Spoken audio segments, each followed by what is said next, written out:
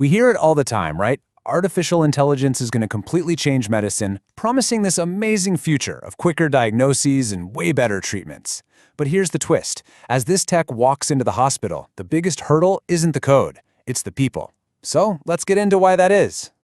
I mean, this is the big one, isn't it?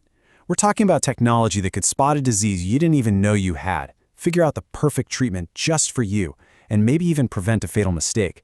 The stakes are, well, they're literally life and death. Okay, so first, let's paint a picture. What is the dream scenario here? What does this AI-powered future actually look like when you're on the hospital floor? I mean, look at this. On paper, it's absolutely mind-blowing. Think of it like an AI co-pilot for every single doctor, helping them make better decisions. It could spot patterns a human might miss, improving a diagnosis, or even customize treatments based on your specific biology. And it could take over all those tedious, demanding tasks, which would free up doctors and nurses to focus on what they do best, actually caring for patients. And the biggest prize of all? Slashing the number of preventable medical errors.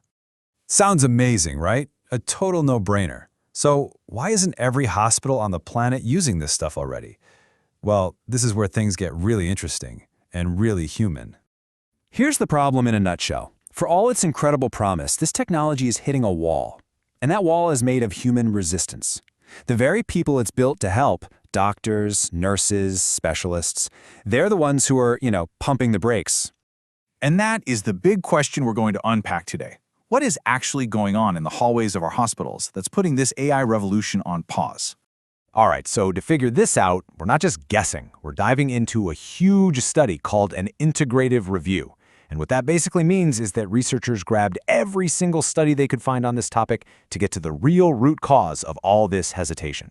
And when I say they looked everywhere, I mean everywhere. They cast this enormous net and started with, get this, over 21,000 articles. That's just a mountain of data to get through. And after sifting through all of that, they meticulously narrowed it down to just 42 key studies. These were the ones that really held the clues to what's going on, the real hopes and fears of the people on the front lines. So, what do they find in those 42 studies? Well, it wasn't a simple thumbs up or thumbs down on AI. It was way more complicated. It was this tangled mix of genuine hope and, well, a whole lot of worry. For almost every positive thing they found, there was a big but right behind it. So let's get into it. Let's break down this tug of war between the promise of AI and the real-world problems that pop up when you try to use it. Okay, so take medical errors, for instance. This is where it gets really paradoxical. On one hand, you have studies showing these AI systems are great. They give warnings, they make recommendations, and they successfully cut down on mistakes. But on the other hand, some research found that in the total chaos of an emergency room, these same systems could actually cause new kinds of errors nobody saw coming. And it's the exact same story with time and workload. A lot of specialists, like radiologists, were convinced that AI tools would be a massive time saver. But then you had other doctors, maybe those using robots in surgery, who said, whoa, hold on, this new system is actually taking up more of my time and making my job harder. But here's where it gets really clear. In the middle of all this back and forth, the researchers found two big fears that came up again and again and again.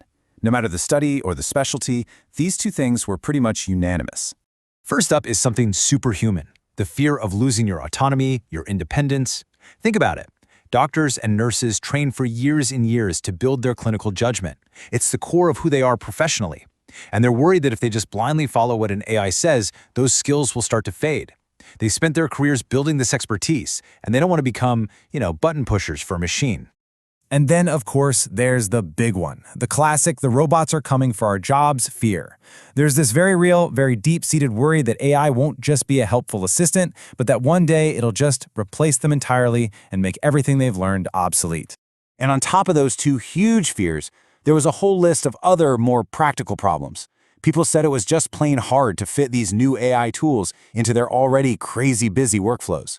There was a ton of confusion about legal stuff, like who gets sued if the AI messes up. Plus, people were getting totally overwhelmed by constant notifications. Alert fatigue, they called it. And a lack of standardization just made the whole thing feel clunky and unreliable.